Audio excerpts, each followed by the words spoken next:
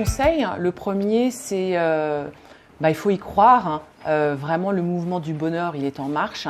Très souvent, c'est des gens qui ont cette conscience chevillée au corps. Donc, n'hésitez pas à proposer la création de ce poste dans votre entreprise. Il y a de plus en plus d'organisations qui le mettent en place, donc ça peut marcher.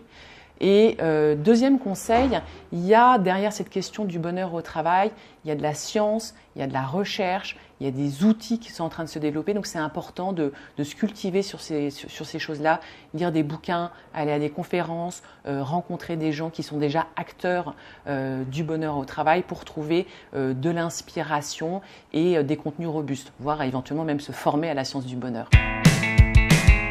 Mes conseils aux entreprises, le premier conseil absolument fondamental, c'est que la démarche doit être sincère. Si le dirigeant de l'entreprise a une vision utilitariste du bonheur au travail, alors ça ne va pas fonctionner et il risque même d'être accusé de faire du pinkwashing ou du rosissement d'image. Deuxième conseil, c'est que le mandat du Chief Happiness Officer devra être défini en fonction de l'organisation elle-même. Est-ce que c'est une jeune start-up? Est-ce que c'est une grosse boîte industrielle?